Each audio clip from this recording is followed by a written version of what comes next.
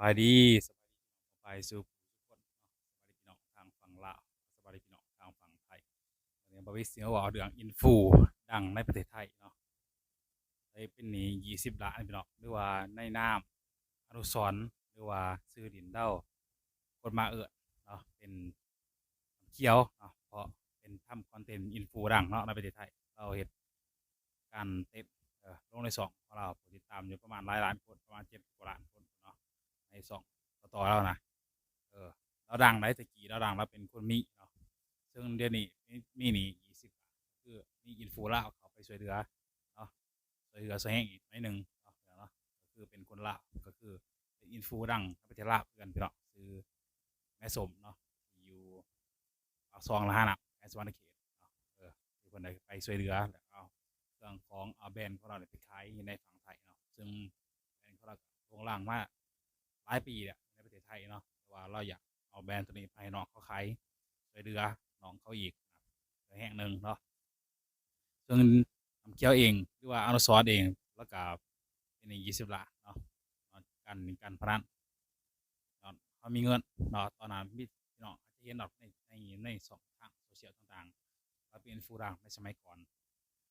เรามีเงินหลายในสมัยก่อนเราใส่ทองใส่ทองเต็มเบอร์โตเนาะแล้วก็ผมยาวเลยเราหมักน้ำเขียวน้ำแดงอย่างนั้นนะเราเป็นคอนเทนต์เราช่วยเหลือคนอื่นนะช่วยเหลือคนอื่นเนาะเฮ็ดให้คอนเทนต์เรามีความหลาเริงมวนมีความอหย่างคือคักคอนเทนต์เราเนาะเฮ็ดให้คนสนใจจำนวนหลวงหลายในสมัยก่อนแต่ว่าตอนนี้เลยเป็นหนี้เนาะเพราะว่าได้เพราะว่าเปิดเผยว่าตัวเองเป็นหนี้กล้ารับความจริงเพราะว่าเปิดเผยว่าตัวเองเป็นหนี้เลยประกาศลงโซเชียลในสองทางของเราเนาะประกาศลงโซเชียลมีหลายคนเข้าไปช่วยเหลือฟูน้ำกันวิศวะเรื่องอินฟูลาวเนาะอินฟูลาวก็ช่วยเหลือเขาก็บ่ฮู้เขาช่วยเหลือหลายปานใดนะแต่ว่าเขาไปช่วยเหลือเนาะแบรนด์ต่างๆเขาไปขายหรือว่าอาจจะเป็นช่วยได้เงินก็ว่าหลายเนาะไปเกี่ยวน้ำเที่ยวก็พูดคุยหากันนะครับแม่สมเนาะได้คุยหากันในสองทางต่างๆเขาก็ได้คุยหากันแล้วฟังเกี่ยวกับการพี่น้องเอาพี่สวัสดีครับสสวัสดีวัสดีครับสวัสดีคโดรับโดยของที่พี่ให้ผมมารีวิวนี่ถึงกันนะพี่อ๋อ5 ตัวโดถึงเรียบร้ยอยแล้วขอบคุณมากๆเลยนะที่พี่เอ็นดูผมขอบคุณครับเต็มใจเด้อเต็มใจยินดียินขอบดีคุณมากแล้วพี่เป็นคนลาวใช่ไหมนี่แม่มาแล้วเป็นคนลาวขอบคุณมากเลยจิ๋วในแล้วพี่ใจประมาณนี้นะพี่น้องเนาะคือแม่สมได้ช่วยเหลือซึ่งแม่สมแล้วก็เป็น FC ของน้ำเขียวเป็น FC เลยซึ่งคอนเทนต์เฮ็ดให้แม่สมเนี่ยอยากช่วยเหลือเราเพราะเราเป็นคนดีนะอยากให้สังคม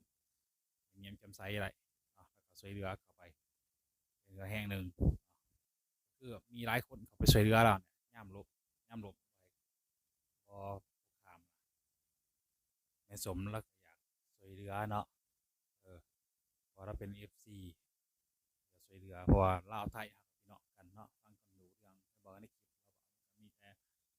เว่าลาวไทยก็เข้าใจกันเนาะลาวไทยพี่น้องกันช่วยเหลือซึ่งกันและกัน